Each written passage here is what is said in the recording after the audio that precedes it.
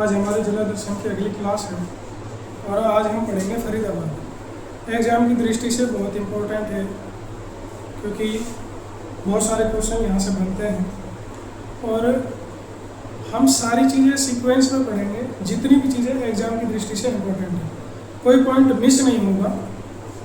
Sequence से पढ़ने का एक फ़ायदा होता है कि चीज़ें आसानी से याद हो जाती हैं। आज का हमारा जिला दर्शन है फरीदाबाद। सबसे पहले हम बात करेंगे कि फरीदाबाद का नाम फरीदाबाद कैसे पड़ा, क्यों पड़ा। नामकरण देखेंगे सबसे पहले।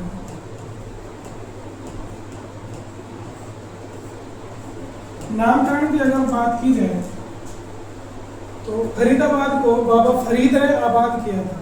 फरीदाबाद में जैसा आप देख भी सकते हैं ये दो शब्दों से मिलकर के बना है, फरीद और आबाद। तो मतलब बाबा फरीद ने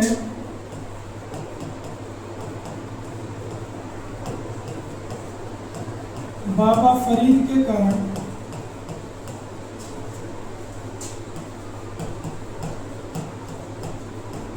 इसका नाम फरीदाबाद पड़ा। बाबा फरीद कौन थे? बाबा फरीद वो थे जिसने इसको बसाया था। बाबा फरीद फरीदाबाद के संस्थापक हैं। संस्थापक कौन है? बाबा फरीद है जो फरीदाबाद के संस्थापक हैं। इसने फरीदाबाद को बसाया था। पर अगर बात की जाए कि बाबा फरीद थे कौन, तो ये जहांगीर के कोषाधिकारी थे।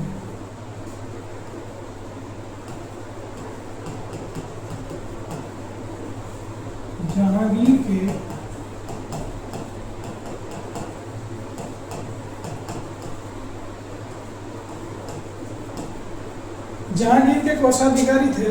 और अगर हमसे पूछ लिया जाए कि इसने फरीदाबाद को बसाया कब था, तो फरीदाबाद को इसने 1660 ईस्वी में बसाया था।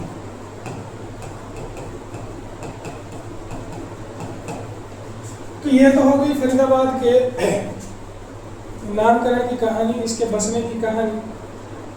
अब अगर हम इसका पुराना नाम देखें तो पुराना नाम इसका कोई है नहीं। इसी नाम के साथ में ये बसाया गया है, आज तक इसका यही नाम चल रहा है। अब बात करते हैं हम इसके उपनाम की कि फरीदाबाद को फरीदाबाद के अलावा किन किन नामों से जाना जाता है।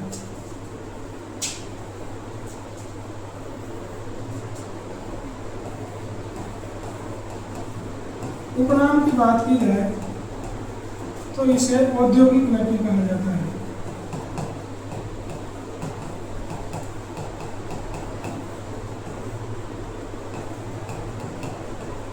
औद्योगिक नगरी या फिर उद्योगों की नगरी।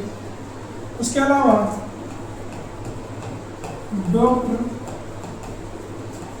राजेंद्र प्रसाद के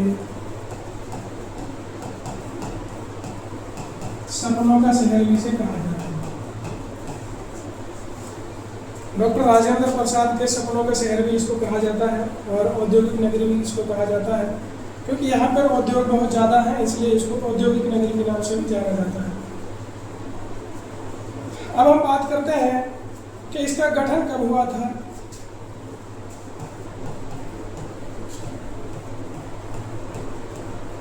गठन की बात की जाए तो 15 अगस्त 1979 को इसका गठन हुआ था।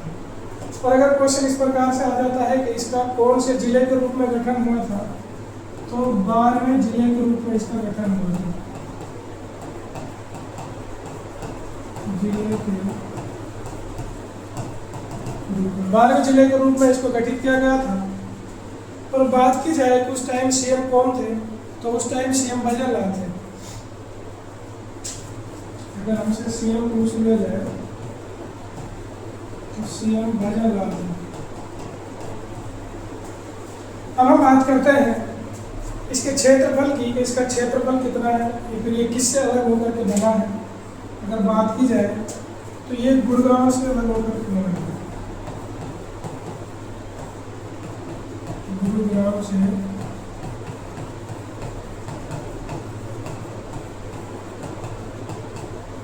अलग होकर के बना है। ये गुरुग्राम से अलग होकर के बना है। और अगर इसके क्षेत्रफल की बात की जाए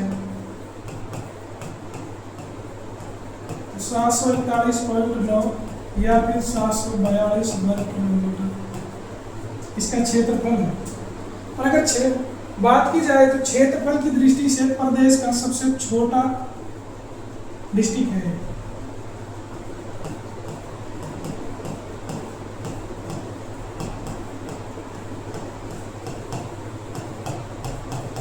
सबसे छोटा जिला है क्षेत्रफल की दृष्टि से। और अगर बात की जाए जनसंख्या की दृष्टि से, जनसंख्या की बात की जाए, जनसंख्या इसकी 18 लाख से अधिक है।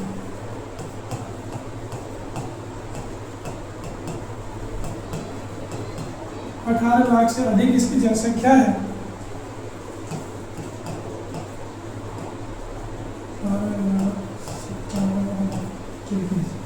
इतनी इसकी जनसंख्या है। और हरियाणा में सबसे अधिक जनसंख्या वाला जिला,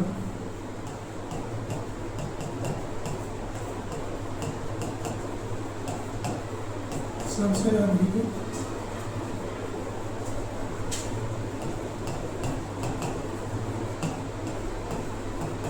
जनसंख्या वाला जिला। उसके अलावा क्योंकि इसका क्षेत्रफल बहुत छोटा है तो सर्वाधिक जनसंख्या घनत्व भी इसी का है। सर्वाधिक जनसंख्या घनत्व है इसका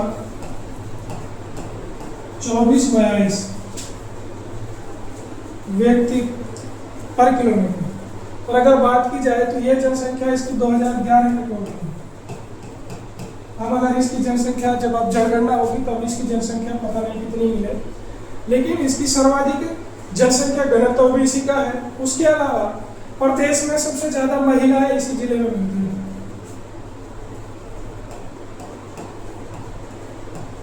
प्रदेश में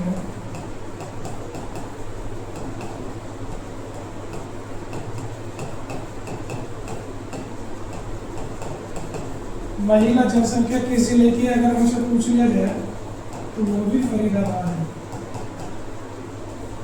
उसके अलावा बात की जाए तो सबसे ज्यादा मलीच जो बस्तियां हैं वो भी इसी में पाई जाती हैं। सर्वाधिक मलीच बस्तियों वाला जिला भी यही है।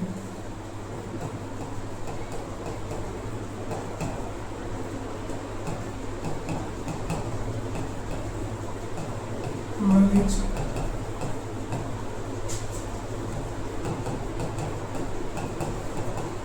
बस्तियों वाला जिला तो वो भी फरीदाबाद ही है। उसके अलावा सबसे ज्यादा ग्रामीण जनसंख्या, क्या नाम, शहरी जनसंख्या इसके पास है। उसके अलावा सबसे कम अगर बात की जाए, सबसे कम शहरों की संख्या इसी के पास है। सबसे कम शहरों वाला जिला, सबसे कम शहरों वाला जिला तो वो भी फरीदाबाद ही है।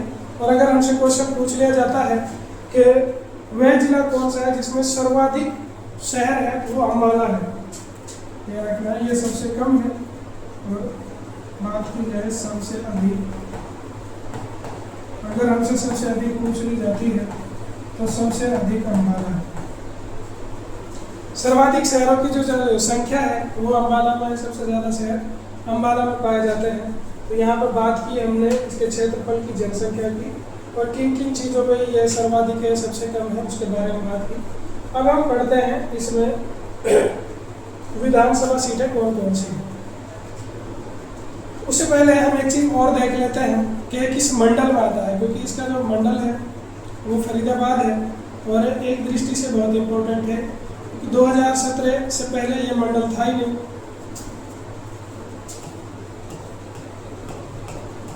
अगर मंडल की बात की जाए तो ये मंडल फरीदाबाद मंडल में ही पड़ता है, फरीदाबाद मंडल में आता है। उसके अलावा बात की जाए तो हरियाणा में 2 मंडल ऐसे थे जो 2 फरवरी 2017 को बनाए गए थे। 2 फरवरी 2017 को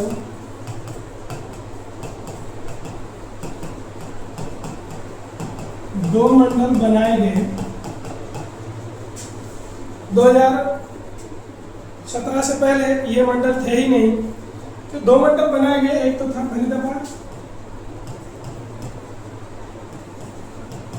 और एक था करनाल। अब हम एक क्वेश्चन पढ़ते हैं कि वह जिला बताइए जो सर्वाधिक जिलों के साथ अपनी सीमा, मतलब सर्वाधिक जिलों के साथ नहीं, जिसमें सर्वाधिक जिले हैं। वह मंडल कौन सा है जिसमें सर्वाधिक जिले हैं? तो हम रोहतक पढ़ते हैं। अगर हमसे क्वेश्चन थोड़ा सा घुमा करके पूछ लिया जाए, और अगर हमसे पूछ लिया जाए कि 2017 से पहले वह कौन सा मंडल है जिसमें सबसे ज़्यादा जिले होते थे, तो वो गुरुग्राम मंडल है। ये हमें याद रखना है। 2017 से पहले सर्वाधिक जिलों वाला मंडल तो वो गुरुग्राम है, क्योंकि सबसे ज़्यादा जिले 2017 से पहले इसी मंडल में आते थे। अब हम बात करेंगे इसकी विधानसभा सीटों कि यहाँ पे कौन कौन सी विधानसभा सीटें हैं।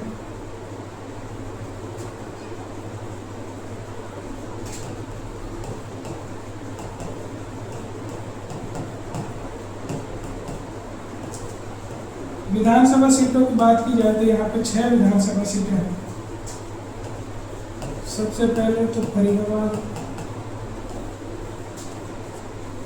उसके अलावा फरीदाबाद NIT है,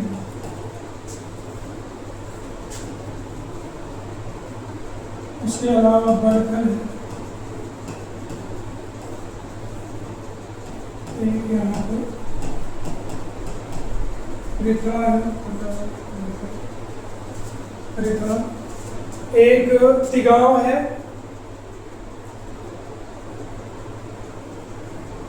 और एक बल्लभगढ़ है।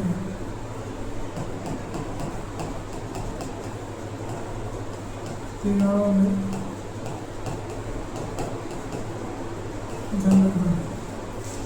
बल्लभगढ़ का नाम बदल करके बलरामगढ़ कर दिया गया है, लेकिन ये चीज़ अभी तक हुई नहीं है, कागजों में ही है। उसके अलावा हम देखेंगे कि यहाँ पे तहसील कौन कौन सी है। तहसील यहाँ पे 3 है।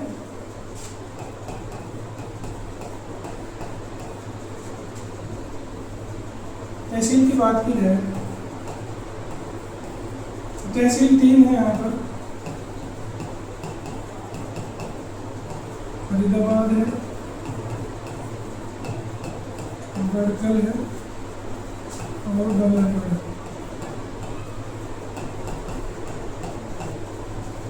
तीन तहसील है यहाँ पर, फरीदाबाद है, बल्लभगढ़ है और एक बड़खल है। अब बात करते हैं कि तहसीलों की।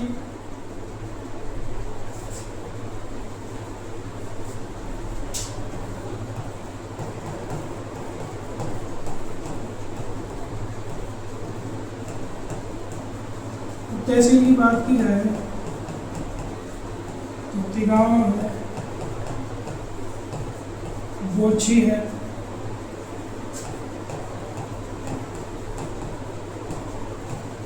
दयालपुर है,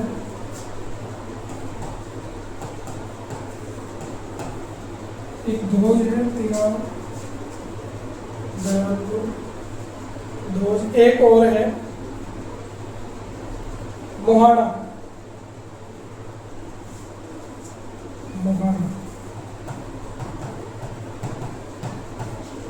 तो ये यहाँ पर तहसील हो गई। हमने बात की है किस मंडल में आता है। यहाँ पर तहसील कौन कौन सी हैं, उप तहसील कौन कौन सी हैं, ये सारी चीज़ों के बारे में हमने बात की। अब हम बात करते हैं इसकी भौतिक स्थिति की कि ये किस किस के साथ सीमा बनाता है, कौन सी ऐसी फसल है जो प्रदेश में सर्वाधिक यहाँ उगाई जाती है। इन सारी चीज़ों के बारे में हम बात करेंगे।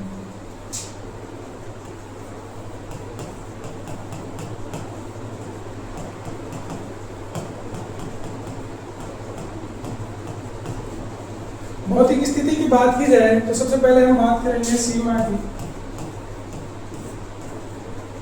तो ये हरियाणा के गुरुग्राम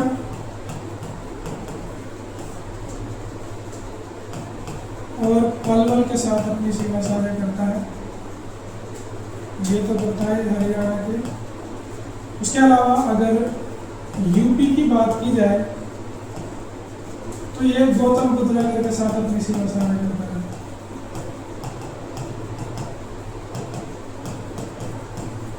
गौतम बुद्ध नगर के साथ अपनी सीमा साझा करता है। और उसके अलावा एक यूपी दिल्ली के साथ भी अपनी सीमा साझा करता है।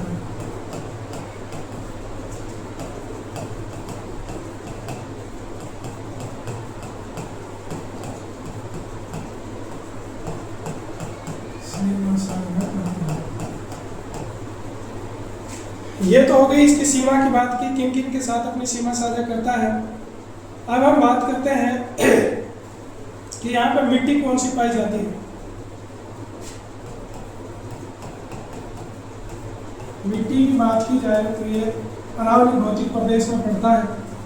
उसके हिसाब से यहाँ पर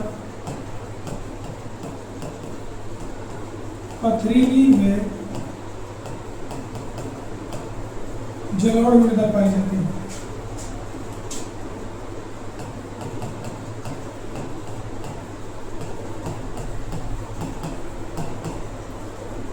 पथरीली व जलोढ़ मृदा पाई जाती है। और बात करें यहाँ पर प्रदेश में सर्वाधिक फसल किस चीज़ की उगाई जाती है, तो यहाँ पर एक फूल है जो सबसे ज़्यादा उगाया जाता है, ग्लोडियस का।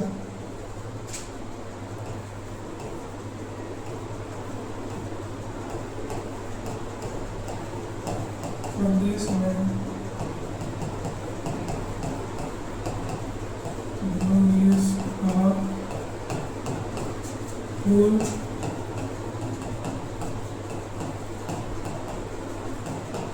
सबसे अधिक कहाँ उगाया जाता है? सबसे अधिक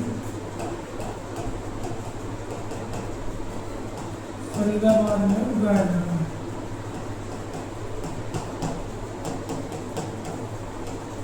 तो ये हमें याद रखना है कि प्रदेश में सबसे ज़्यादा ग्लोडियस का फूल फरीदाबाद में उगाया जाता है। उसके अलावा हम बात करते हैं कि यहाँ पर कौन कौन से खनिज पाए जाते हैं।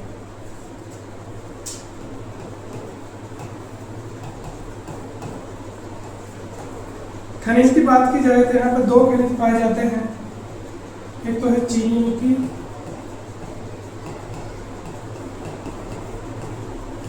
और एक है क्वार्ट्ज पत्थर।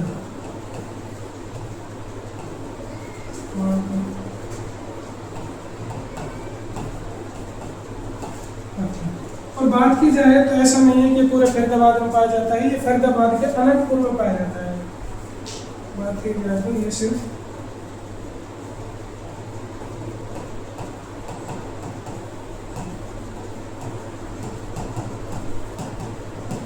अनंतपुर में पाए जाते हैं।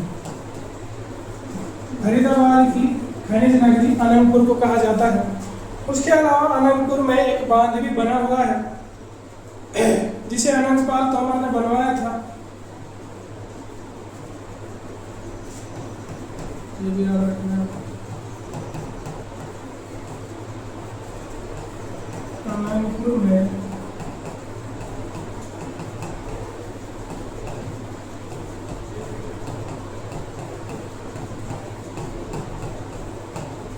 बना हुआ है जिसे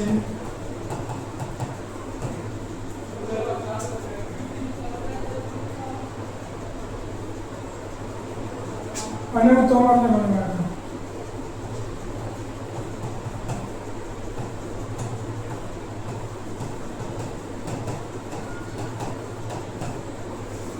जिसे अनंत तोमर ने बनवाया था। अनंतपाल तोमर है, अनंतपाल तोमर ने बनवाया था। उसके अलावा बात की जाए, हम बात करते हैं कि यहाँ पर झील कौन कौन सी पाई जाती है। यहाँ पर एग्जाम की दृष्टि से बहुत इंपॉर्टेंट झीलें पाई जाती हैं। हम सब के बारे में हम बात करेंगे। सबसे पहले हम देखेंगे कि यहाँ पर बड़खल झील पाई जाती है।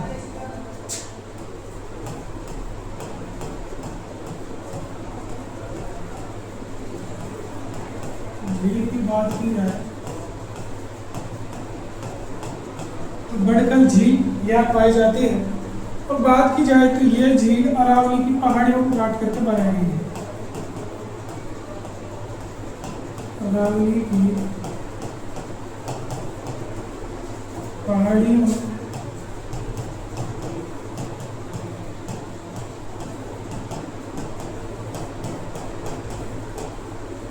अरावली की पहाड़ियों को काट करके बनाई गई है।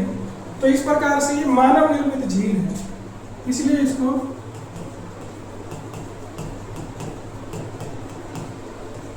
मानव निर्मित झील भी कहा जाता है।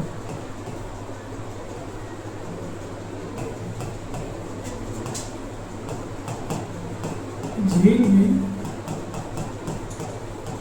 कहा जाता है। और अगर हमसे पूछ ली जाए कि इसकी स्थापना कब की गई थी, तो 1947 में इसको बनाया गया। 1947 में इसको बनाया गया था। और अगर पूछ लिया जाए कि इसको किस पर्पज से बनाया गया था, तो इसको सिंचाई के लिए बनाया गया।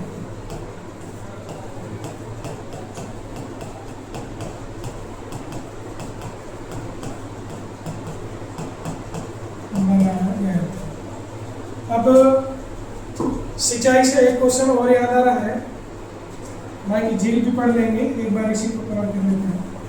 तो ये याद रखना है कि फरीदाबाद में सिंचाई गुड़गांव कैनाल, फरीदाबाद में और गुड़गांव में गुड़गांव कैनाल के द्वारा सिंचाई की जाती है।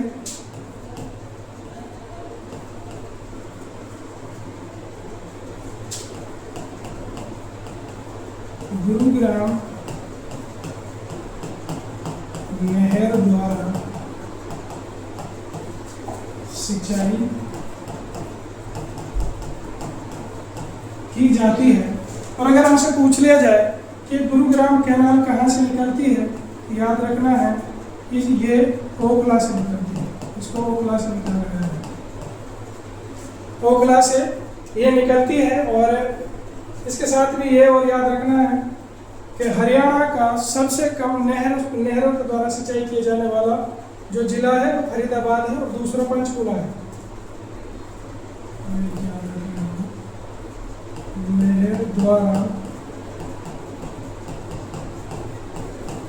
सबसे कम सिंचाई की अगर बात की जाए तो एक फरीदाबाद है, एक पंचकुला है। जहाँ पर नहरों के द्वारा सबसे कम सिंचाई की जाती है, एक फरीदाबाद है और दूसरा पंचकुला है। उसके अलावा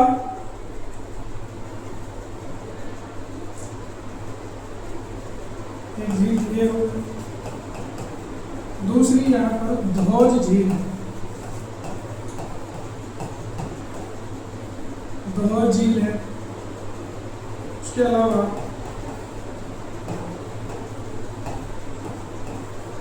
यहाँ पर मयूर झील है। उसके अलावा यहाँ पर एक खूनी झील है। अब इसको खूनी झील क्यों कहा जाता है? ऐसा बताया जाता है कि ये जो झील है ये पहाड़ों के बीच में है और एनसीआर में आ रहा है ये इलाका। तो यहाँ पर जो बड़े बाप के बेटे हैं वो यहाँ पर आकर के, क्योंकि व्यू बहुत अच्छा है, तो यहाँ दारू वगैरह पीते हैं। दारू पीने के बाद में उनको बहुत ज़्यादा होश हवास रहता नहीं है और वो झील में नहाने के लिए कूद जाते हैं, जिससे उनकी मृत्यु हो जाती है। इसलिए लोग उसको खूनी झील के नाम से भी जानते हैं। उसके अलावा यहाँ पर अनंतपुर झील है।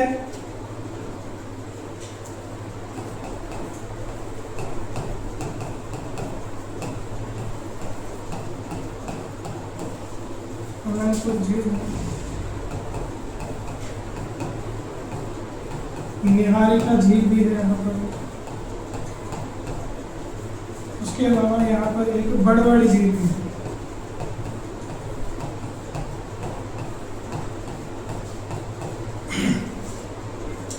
बड़वाड़ी झील भी है। ये थे यहाँ पे झील, जो इम्पोर्टेंट झीलें थी वो सारी की सारी हमने कवर कर ली। अब हम देखेंगे कि यहाँ से कौन कौन से नेशनल हाईवे गुजरते हैं। तो हमें याद रखना है यहाँ से सिर्फ एक नेशनल हाईवे गुजरता है।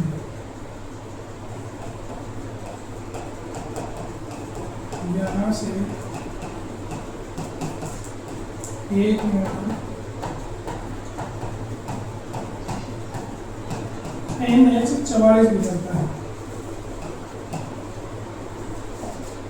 आगे हम बात करेंगे मेट्रो की, क्योंकि जब परिवहन तो आया तो मेट्रो की भी बात करेंगे। तो मेट्रो से हरियाणा के 4 शहरों को जोड़ा गया है, जिसमें से फरीदाबाद के 2 शहर हैं। फरीदाबाद के 2 शहर हैं, एक तो खुद फरीदाबाद है और दूसरा बल्लभगढ़ है। बात की जाए कि फरीदाबाद को मेट्रो से कब जोड़ा गया था, तो 2015 में फरीदाबाद को जोड़ा गया था, 2018 में बल्लभगढ़ को जोड़ा गया था।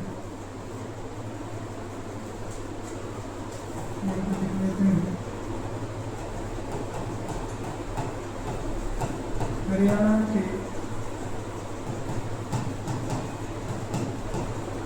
4 शहरों को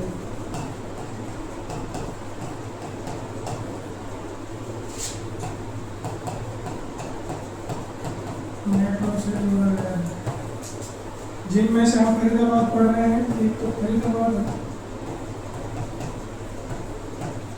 इसको 2015 में मेट्रो से जोड़ा गया था, और दूसरा है बल्लभगढ़,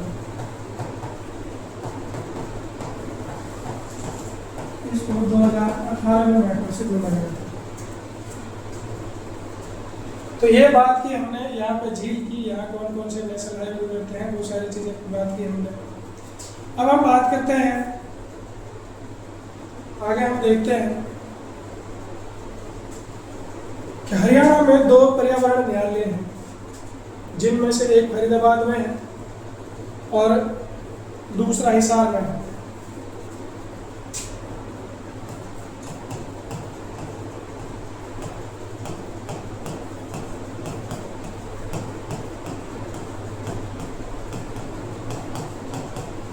पर्यावरण न्यायालय की बात की जाए तो हरियाणा में 2 हैं, एक तो फरीदाबाद में है और दूसरा हिसार में है। उसके अलावा अगर बात की जाए तो दिल्ली का वन्यजीव अभ्यारण्य है जसोला भट्टी, जिसका कुछ इलाका गुड़गांव और फरीदाबाद में पड़ता है।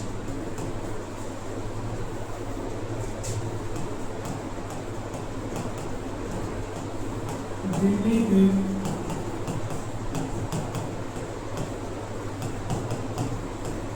जसोला भट्टी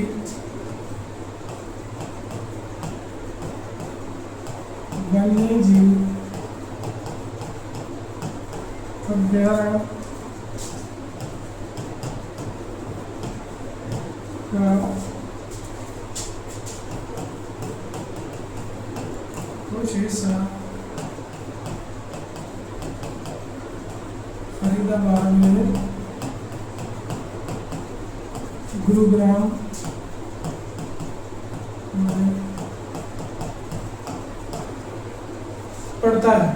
तो याद रखना है, जसोला भट्टी का कुछ इलाका गुरुग्राम और फरीदाबाद में पड़ता है। उसके अलावा बात की जाए तो हरियाणा का एकमात्र गैस आधारित तापीय विद्युत संयंत्र यहीं पर लगाया जाएगा, प्रस्तावित है, अभी तक इसको लगाया नहीं जाएगा, लगाया नहीं गया है।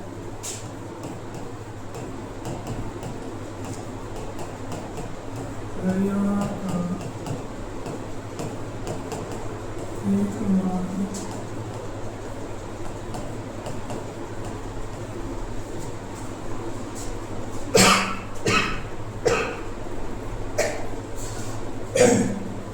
हरियाणा का एकमात्र गैस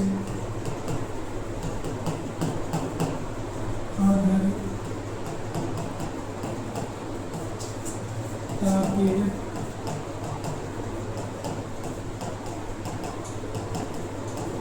विद्युत संयंत्र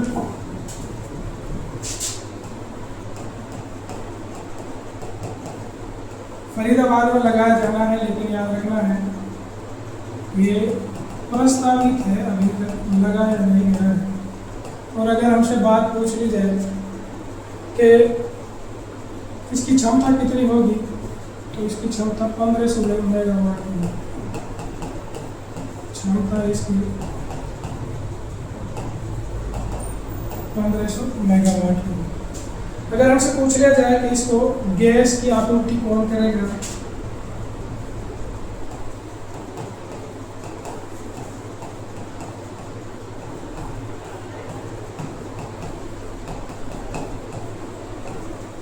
गैस आपूर्ति इसको गेल करेगा गैस ऑयल इंडिया लिमिटेड।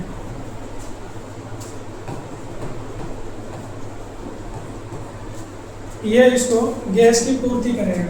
तो अभी तक ये प्रस्तावित है, लगा नहीं है। अब हम बात करते हैं, ये थी हमने जितनी भी इसकी भौगोलिक स्थिति थी वो सारी हमने पढ़ ली। अब हम बात करेंगे यहाँ पे उद्योग धंधे, क्योंकि इसको औद्योगिक नगरी भी कहा जाता है। इसमें उद्योग बहुत ज़्यादा है, इसी वजह से इसको औद्योगिक नगरी कहा जाता है। तो हम सारे उद्योग के बारे में पढ़ेंगे कि यहाँ पे कौन कौन से उद्योग पाए जाते हैं। डॉक्टर राजेंद्र प्रसाद के सपनों का शहर इसीलिए इसको कहा जाता है, और ये बहुत हद तक पूरा भी हुआ है। सबसे पहले हम बात करेंगे कि यहाँ का जो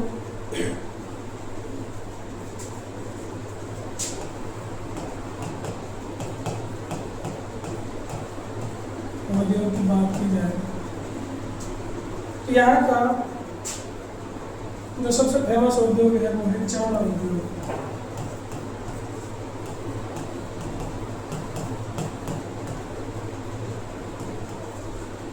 चमड़ा उद्योग है। उसके अलावा ऑटो, टायर, मिट्टी उद्योग है यहाँ पर।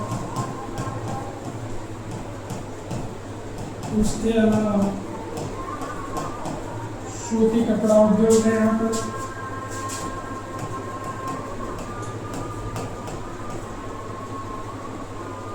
उसके अलावा बात की जाए तो कागज उद्योग भी है यहाँ पर। ऐसा नहीं है कि कागज यहाँ का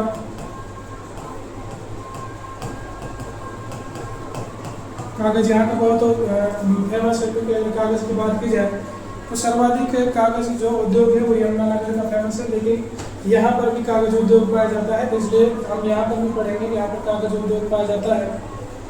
इसके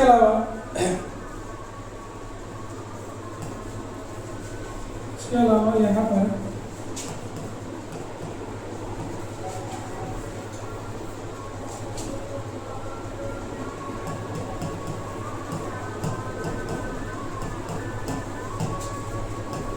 आईसर ट्रैक्टर उद्योग भी है।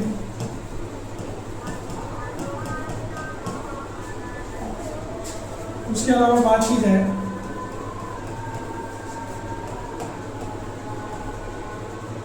एस्पोर्ट ट्रैक्टर उद्योग भी है।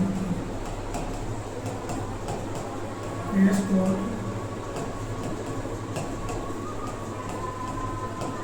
ट्रैक्टर उद्योग।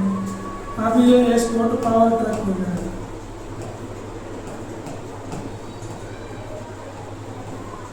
पावर ट्रक हो गया है।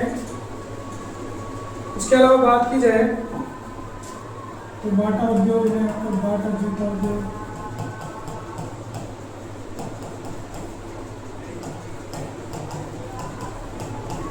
बाटा जूता उद्योग गुड़गांव में भी है, लेकिन यहाँ पर भी है। उसके अलावा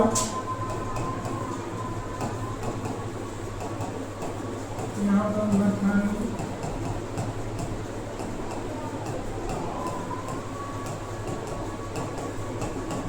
जूता चप्पल उद्योग भी है।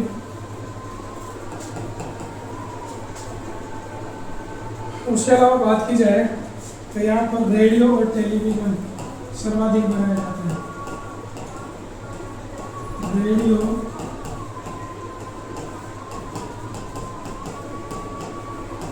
और टेलीविजन उद्योग। याद रखना है प्रदेश में सबसे ज़्यादा रेडियो और टेलीविजन फरीदाबाद में ही बनाए जाते हैं। इसके अलावा बात की जाए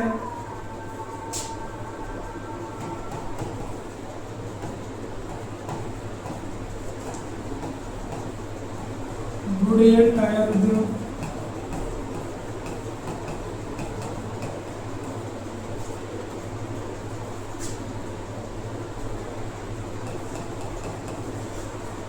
उसके अलावा बात करें गुड़िया टायर उद्योग। तो यहाँ का यामा मोटरसाइकिल उद्योग,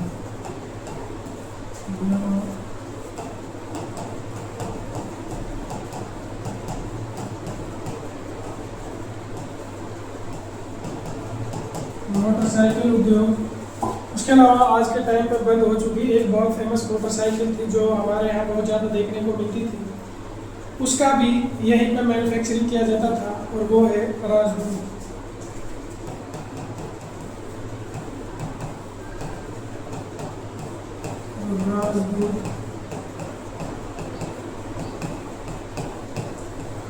मोटरसाइकिल मैन्युफैक्चरिंग यूनिट उद्योग आप इसको लिख सकते हैं।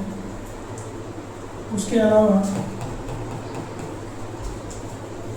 यहाँ पर जेसीबी मशीन उद्योग भी है।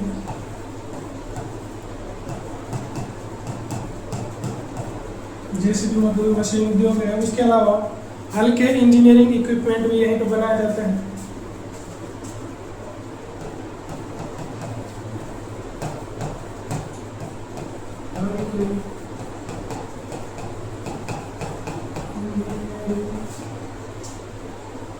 इक्विपमेंट सामान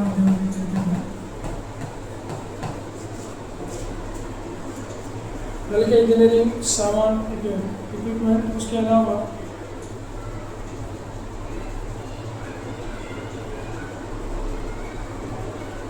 बात की जाए तो यहाँ पर एसी और फ्रिज का भी मैन्युफैक्चरिंग बहुत बड़े लेवल पर किया जाता है। AC and refrigerator.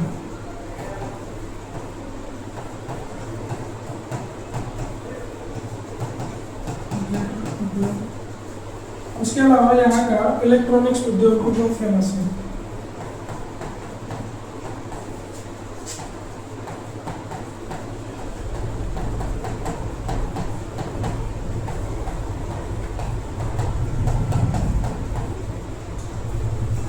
बहुत ज़्यादा मैंने कवर कराने की कोशिश की है, फिर भी एक आधा कोई रह गया हो तो आप लोग देख लेना। इसीलिए इसको औद्योगिक नगरी कहा जाता है, क्योंकि आप लोगों ने देखा कि यहाँ पर कितने सारे उद्योग हैं। उसके अलावा यहाँ पर एक चीज़ और बनाई जाती है। मंगलयान के जो अंग हैं वही बनाए जाते हैं, मंगलयान के भी और इंसानों के भी, मतलब कृत्रिम बात की जाए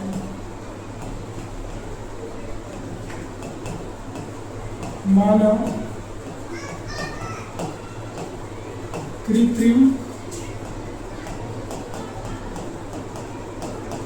अंग निर्माण उद्योग यहाँ का बहुत फेमस है।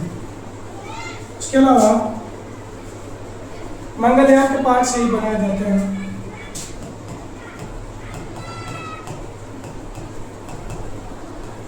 मंगलयान के पार्ट्स बनाए जाते हैं।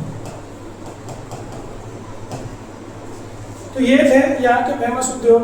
हमने सारे उद्योगों को पढ़ने की कोशिश की, फिर भी कोई एक आधा रह गया हो तो मैं कह नहीं सकता। अब हम बात करेंगे यहाँ पर मंदिर कौन कौन से पाए जाते हैं। मंदिर यहाँ पे बहुत ज़्यादा नहीं है। सबसे पहले बात की जाए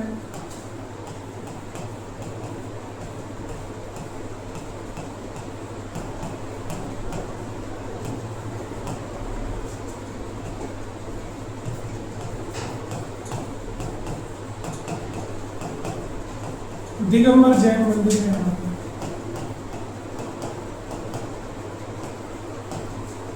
उसके अलावा बात की जाए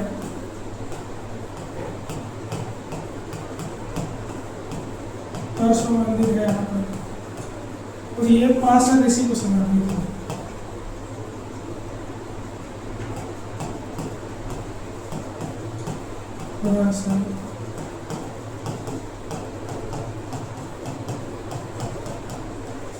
ऋषि को समर्पित है।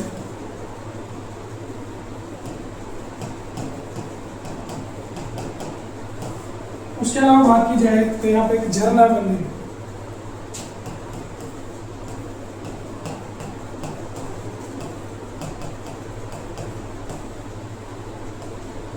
झरना मंदिर है और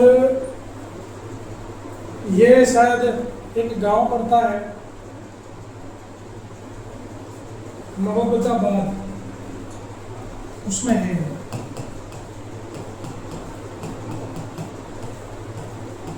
मोहब्बताबाद, और ये शिव जी को समर्पित है।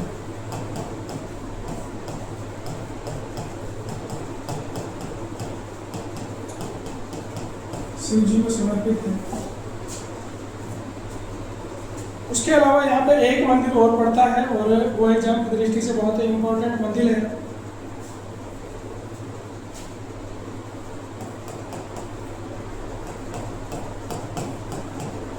शिरडी साईं बाबा का मंदिर।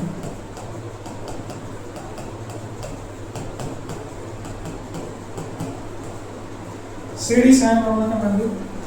ये 4 मंदिर हैं यहाँ पर जो एग्जाम की दृष्टि से इम्पोर्टेंट है, वो 4 हमने पढ़ लिए। अब हम बात करेंगे यहाँ पर मेलों की, कौन कौन से इम्पोर्टेंट मेले हैं, क्योंकि एग्जाम की दृष्टि से बहुत ही इम्पोर्टेंट मेले हैं जो यहाँ पे लगते हैं, इसलिए हम सारे ही मेलों को पढ़ेंगे। जितने भी एग्जाम की दृष्टि से इम्पोर्टेंट है वो सारे मेले कवर करने की कोशिश करेंगे। आप सभी को पता है कि फरीदाबाद का एक बहुत फेमस मेला है, सूरज कुंड का मेला है।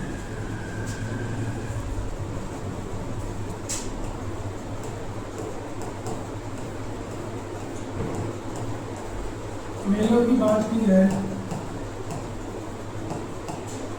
तो हम शुरू करेंगे सूरज कुंड मेले से। ये फरीदाबाद में लगता है फरवरी के महीने में, अभी खत्म हुआ है इसका 38वां मेला। सबसे पहले बात की जाए तो इसकी शुरुआत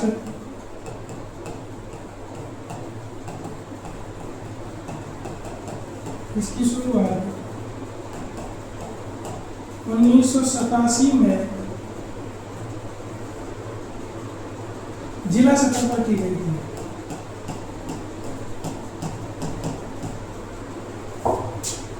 जिला स्तर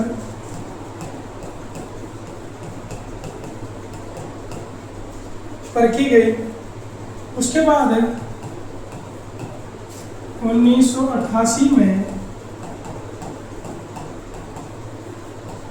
इसे राज्य सतह पर लगाया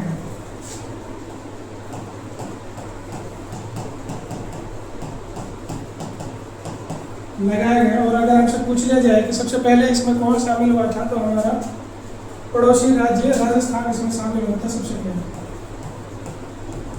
ये हम लिख लेते हैं, सबसे पहले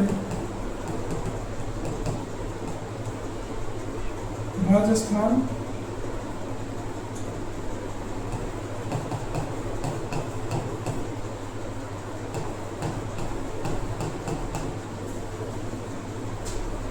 सबसे पहले राजस्थान शामिल हुआ था। उसके बाद में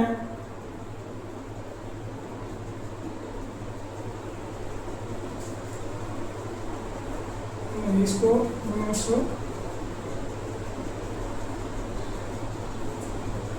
1900 गलती हो गई है, इसको 1900 ये राष्ट्रीय अभी 1989 में उसको राष्ट्रीय सतह पर लगाया गया, तब जाकर के राजस्थान शामिल हुआ था इसको। तो 1988 में इसको राज्य के स्तर पर लगाया गया, और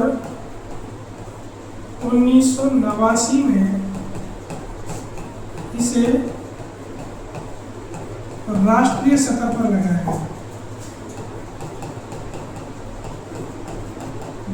गया।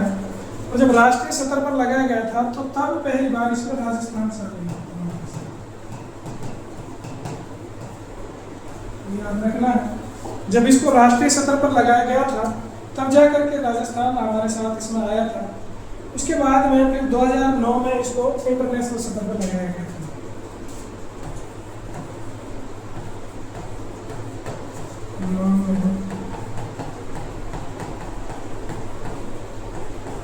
अंतरराष्ट्रीय सतह पर लगाया गया।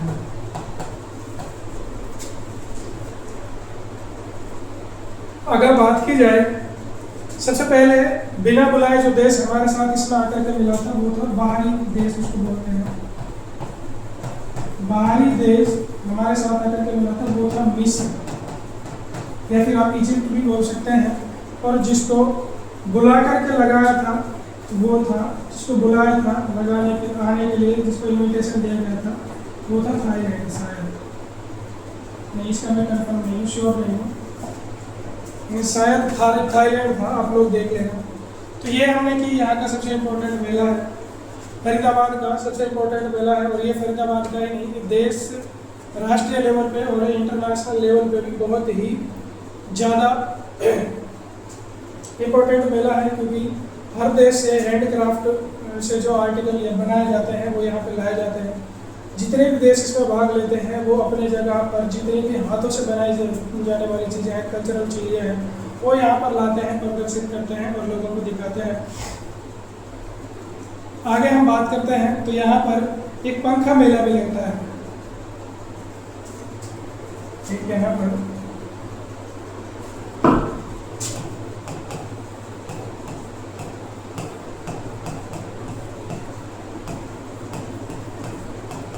पंखा मेला लगता है। ऐसा बताया जाता है कि इस मेले में लोग पंखे लेकर के जुलूस निकालते हैं, एक दूसरे को हवा करते हुए चलते हैं, और इस मेले को हिंदू मुस्लिम एकता का प्रतीक बताया जाता है।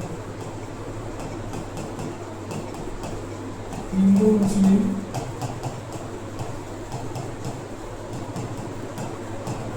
एकता का प्रतीक बताया जाता है इसको। उसके अलावा यहाँ पर करवा का मेला लगता है,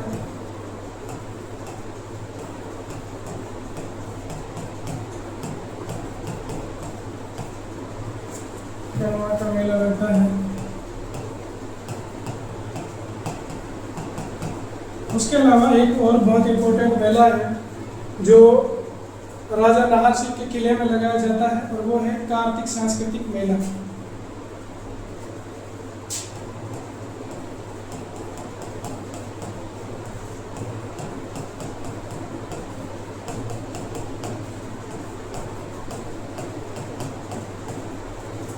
ये बल्लभगढ़ में लगाया जाता है, और ये 1996 से लगता हुआ आ रहा है। 1996 से ये लगता हुआ आ रहा है, उससे पहले इसको नहीं लगाया जाता था। तो ये थी यहाँ के मेलों की बात। अगर बात की जाए इसको कौन लगाता है तो हरियाणा पर्यटन निगम इसको लगाता है, ध्यान रखना है। हरियाणा पर्यटन निगम इसको लगाता है।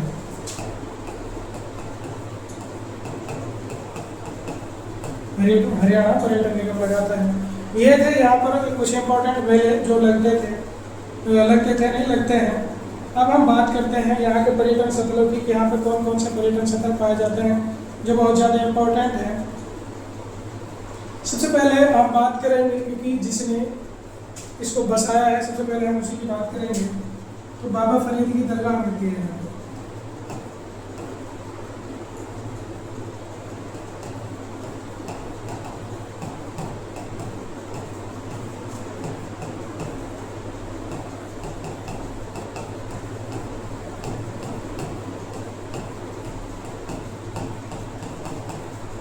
बाबा फरीद की दरगाह मिलती है यहाँ पर। उसके अलावा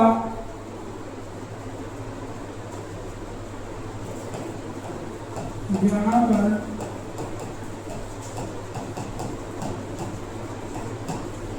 अरावली गोल्फ कोर्स है।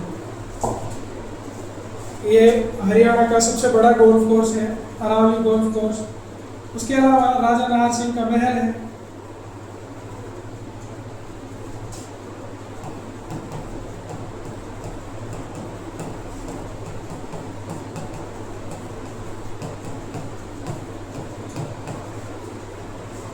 राजा नाहर सिंह का महल है। उसके अलावा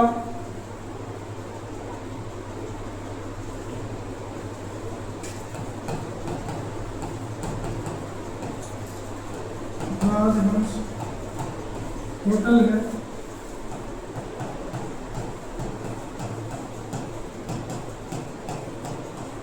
सनबर्ड होटल है यहाँ पर।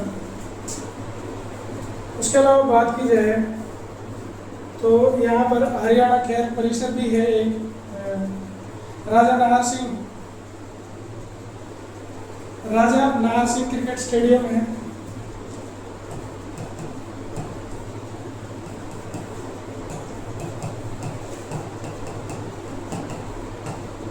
राजा नाहर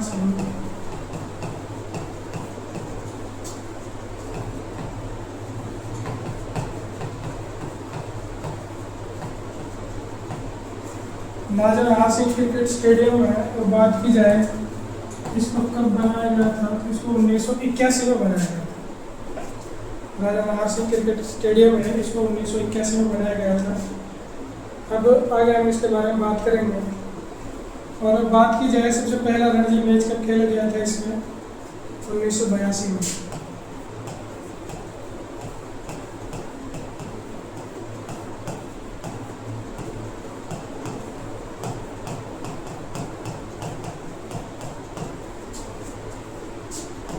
खेला गया था 1982 में। उसके अलावा बात की जाए तो प्रथम ओडीआई मैच यहाँ पे खेला गया था 1988 में।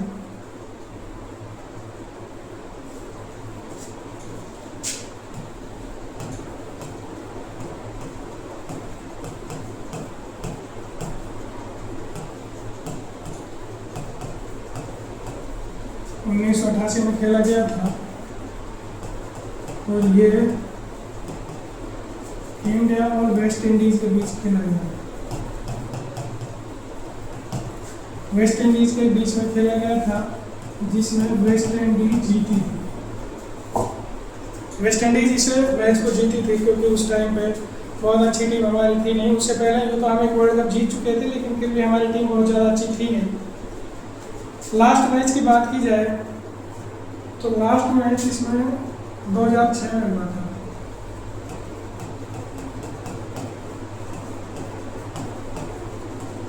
अंतिम मैच 2006 में हुआ था और ये इंडिया और इंग्लैंड के बीच हुआ था, जिसे इंडिया जीती थी। क्योंकि इस टाइम तक आते आते हमने अपनी क्रिकेट को बहुत ज़्यादा इम्प्रूव कर लिया था। उसके बाद में यहाँ पर अंतर्राष्ट्रीय क्रिकेट के गेम होने बंद हो गए, क्योंकि यहाँ पर पानी की निकासी का कोई बहुत अच्छा सिस्टम था नहीं। तो बार बार थोड़ी सी बरसात हुई पानी भर जाता था, तो इसलिए यहाँ पे फिर इसको बैन कर दिया गया। अब इसके बाद इसमें कोई मैच खेला नहीं जाएगा। उसके बाद 2015 में इसका पुनर्निर्माण करवाया जा रहा है। 2015 में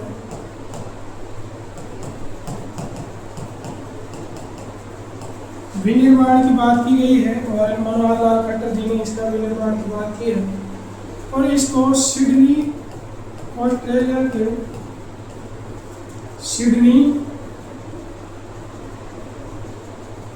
स्टेडियम के तर्ज पर बनाया जा रहा है। स्टेडियम के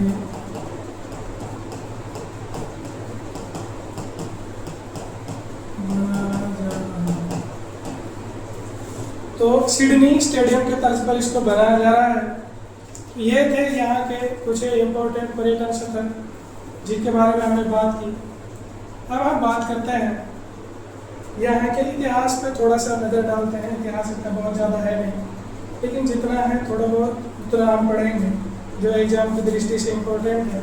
अगर इतिहास की बात की जाए तो हम यहाँ पर सिर्फ बल्लभगढ़ रियासत को ही पढ़ेंगे, क्योंकि वही है इसमें, उसके अलावा कोई है नहीं।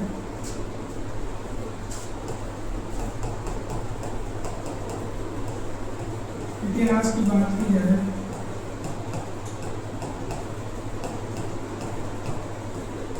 तो हम बल्लभगढ़ रियासत पढ़ेंगे। बात की जाए बल्लभगढ़ रियासत की स्थापना कब की गई थी, 1753 में इसकी स्थापना की गई थी। और इसको बल्लू उर्फ बलराम ने बसाने का काम किया था।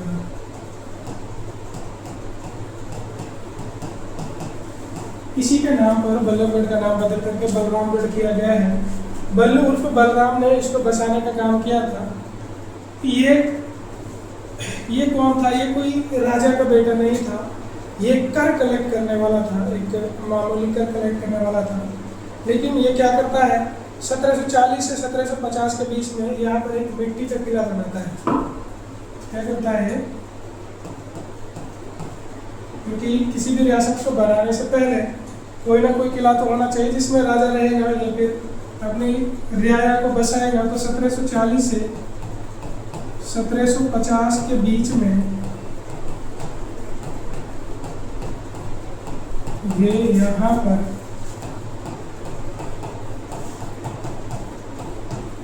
मिट्टी का किला बनाता है। इसी किले को बाद में बल्लभगढ़ के किले के नाम से जाना गया था। याद रखना है, इसी किले को बाद में बल्लभगढ़ किले के नाम से जाना गया था। अब बात की जाए, जब ये बहुत छोटा कर कलेक्टर था तो क्या किसी को कोई दिक्कत नहीं हुई।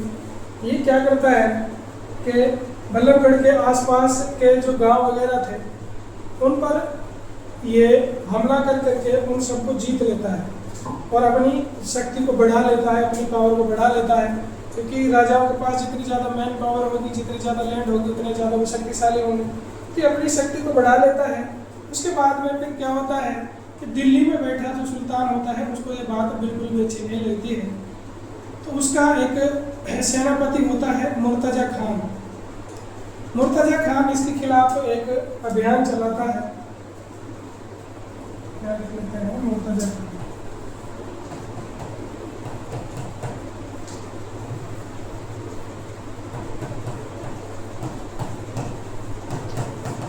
मुर्तजा खान बलराम के खिलाफ एक अभियान चलाता है, लेकिन उस टाइम तक जो बलराम है वो इतना ताकतवर हो जाता है कि वो इसकी हत्या कर देता है।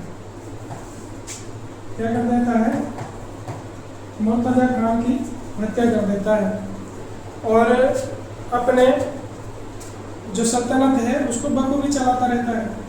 उसके बाद में क्या होता है कि 1823 में इस पर राजा नाहर सिंह गद्दी पर बैठते हैं।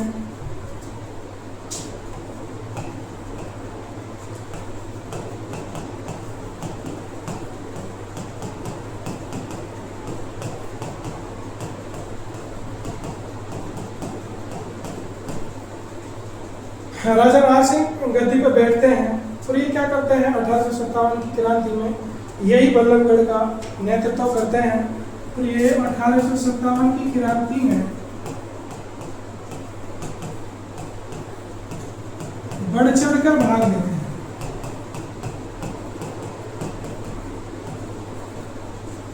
अब कोई 1857 की क्रांति में अंग्रेजों के खिलाफ कोई भाग ले, अंग्रेजों को चीज भागा, ऐसा हो कैसे सकता है। तो अंग्रेजों को ये चीज बहुत बुरी लगी, तो वो क्या करते हैं, इसको धोखे से गिरफ्तार कर लेते हैं। लाल किले से इसको गिरफ्तार किया जाता है।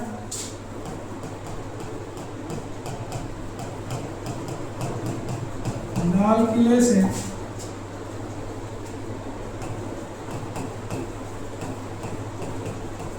धोखे से नाहर सिंह को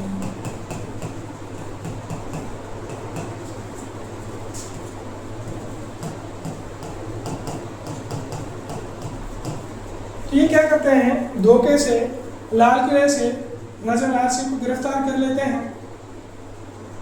उसके बाद ये क्या करते हैं, इस सरेआम चांदनी चौक पर इसको फांसी देते हैं। ये क्या करते हैं, 9 जनवरी 1858 को सरेआम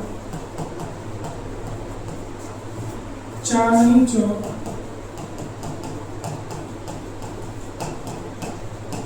दिल्ली में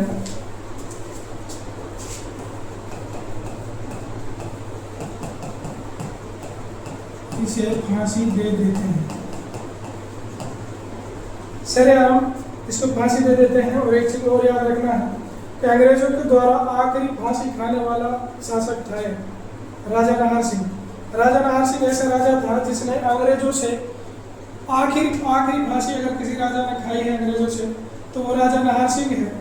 उसके बाद और किसी ने कोई इसे और किसी को इनके बाद में किसी को फांसी चढ़ाया नहीं है। बात करते हैं तो इस टाइम तक तो यहाँ पर राजा का परिवार रहता था। 1858 तक। तो फिर क्या करते हैं कि 1858 में इसको तो फांसी दे दी गई, तो 1858 में अंग्रेज इसके किले पे भी कब्जा कर लेते हैं।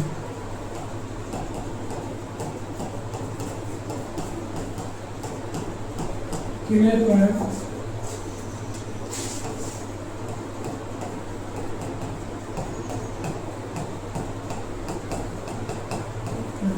कर लेते हैं, क्योंकि जब हम हिस्ट्री पढ़ते हैं और पढ़ेंगे आगे जितनी भी आप लोगों ने भी पढ़ी है, जब पढ़ते हैं पता चलता है कि जिन ने अंग्रेजों के खिलाफ इसमें 1857 की क्रांति में पार्टिसिपेट किया था, उनको किसी को नहीं छोड़ा इसमें, अंग्रेजों ने किसी को नहीं छोड़ा।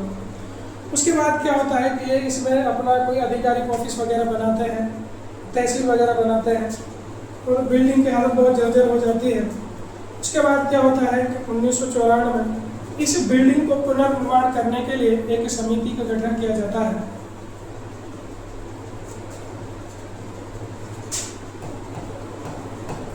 उन्नीस सौ 1994 में इस किले के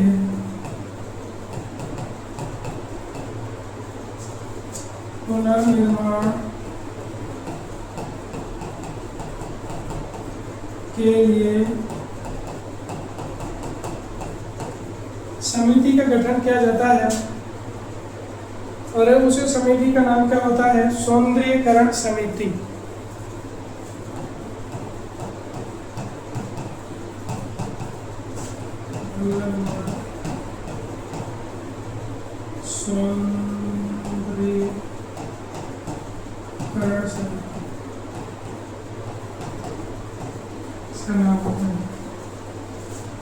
तो ये हमने पढ़ा ऐसे किले के बारे में, या फिर इसकी छोटी सी हिस्ट्री थी उसके बारे में।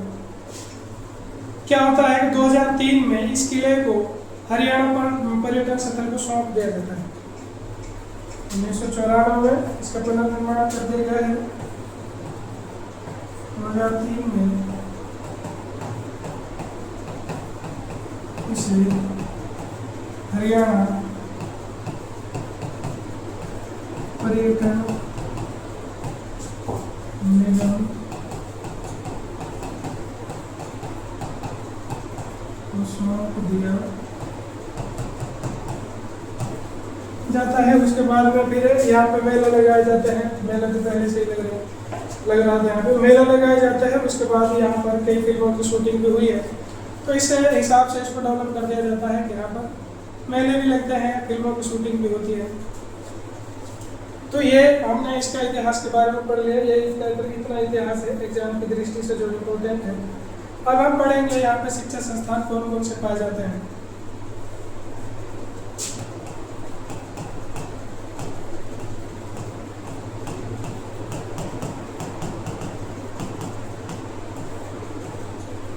सबसे पहले बात की जाए तो मानव रचना विश्वविद्यालय,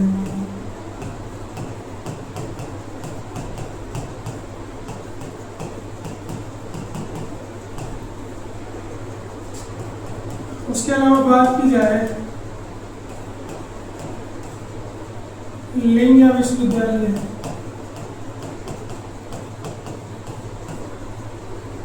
उसके अलावा बात की जाए YMCA है यहाँ पर, और इसकी स्थापना पूछ ली जाए तो इसकी स्थापना 2009 में की गई थी। और इसके साथ में एक इम्पोर्टेंट चीज और है कि इसके संलग्न नाम के साथ में जगदीश चंद्र बसु जोड़ दिया गया है।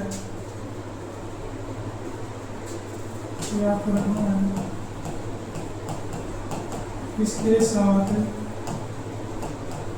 2018 में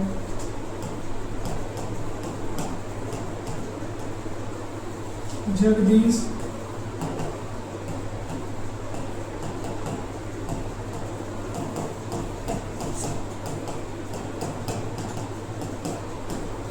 जोड़ दिया गया। 2018 में याद रखना, 2018 में इसके नाम के साथ में जगदीश चंद्र बसु जोड़ दिया गया था। इसके अलावा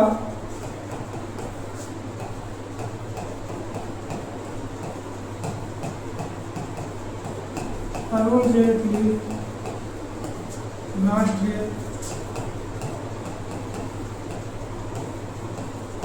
वित्तीय अनुसंधान केंद्र है।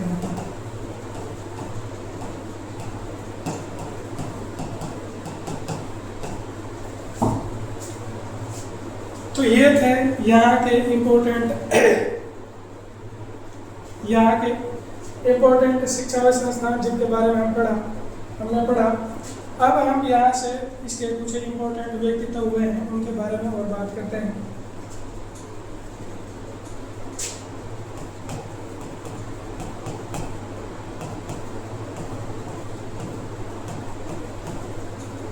सबसे पहले हम बात करेंगे संत सूरदास के बारे में, क्योंकि संत सूरदास बहुत फेमस है।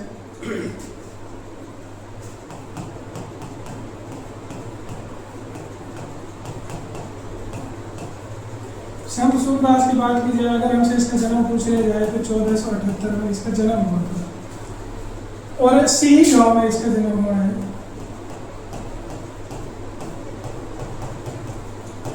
सिही गांव में इसके नाम पर एक मेट्रो स्टेशन भी बनाया गया है, संत सूरदास सिही। तो सिही गांव में इसका जन्म होता है। तो बात की जाए तो ये प्रसिद्ध कवि है ब्रिजभाषा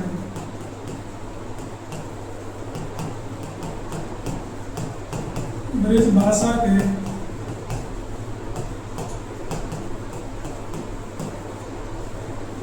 ब्रिजभाषा के प्रसिद्ध कवि हैं और इसने कई सारी किताबें लिखी हैं जो बहुत फेमस है। जैसे सूर सागर है, सूर साहित्य है, इस प्रकार की इसने किताबें लिखी हैं। और अगर हमसे पूछ लिया जाए कि किस मुगल शासक के समकालीन ये था, तो ये अकबर शासन के काल समय में था।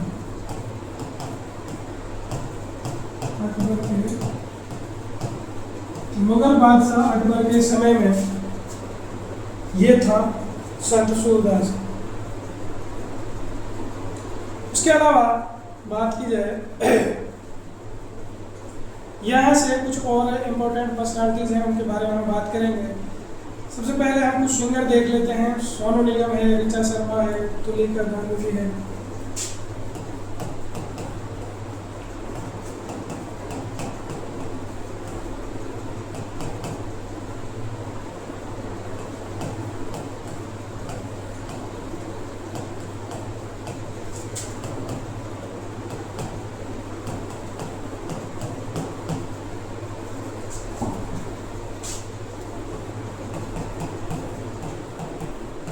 तुलिका गांगुली है, तो ये फरीदाबाद के कुछ सिंगर हैं जो, क्योंकि सोनू निगम को तो आप जानते हैं, बहुत इम्पोर्टेंट, मतलब बहुत अच्छे अच्छे गाने गाते हैं।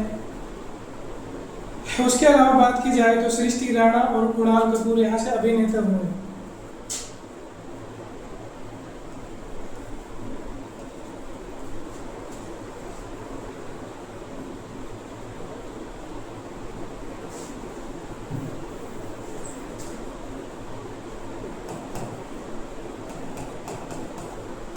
सृष्टि और कुणाल यहाँ से अभिनेता हुए हैं। ये मूक फिल्मों के अभिनेता थे। उसके अलावा बात की जाए तो यहाँ से एक अभिनव रोमान हुए हैं जो गोल्फ के खिलाड़ी हैं।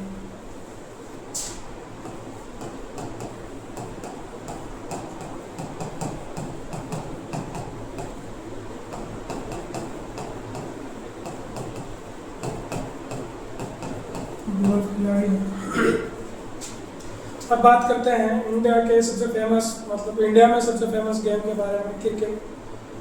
तो यहाँ से कई सारे ऐसे क्रिकेटर हैं जो यहाँ से मिले हैं। सबसे पहले हम बात करें तो अजय जडेजा हैं यहाँ से।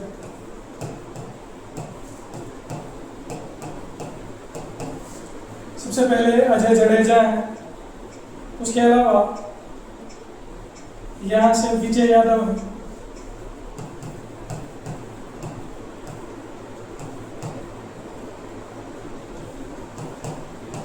विजय यादव।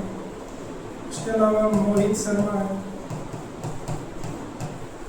जो अभी भी IPL खेल रहे हैं, मोहित शर्मा है। उसके अलावा बात की जाए तो राबेल तेवतिया है,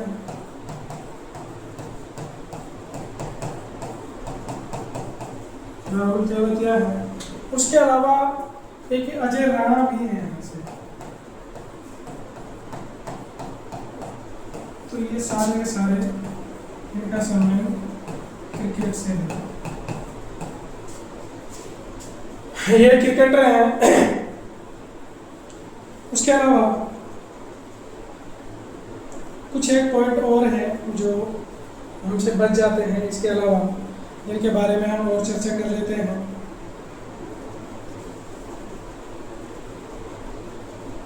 सबसे पहले तो सर्वाधिक जो कर देने वाला जिला है,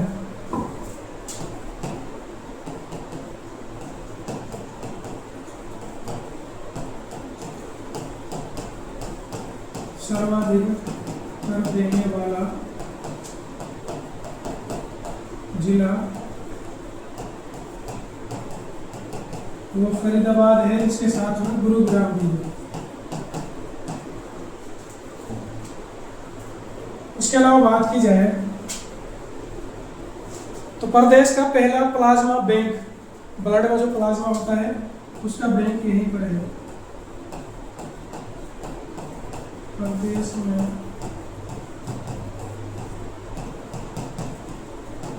पहला प्लाज्मा बैंक तो वो फरीदाबाद में है, याद रखना है। उसके अलावा क्या बचता है इसमें से,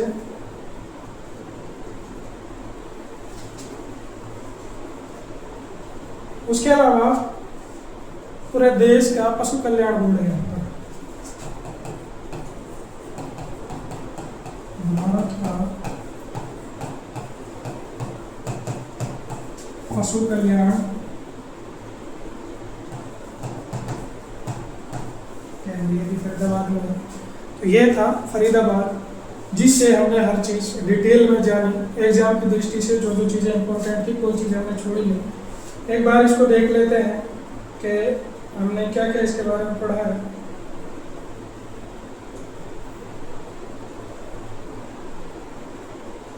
सबसे पहले बात की जाए फरीदाबाद की, तो फरीदाबाद के नामकरण के बारे में हमने पढ़ा।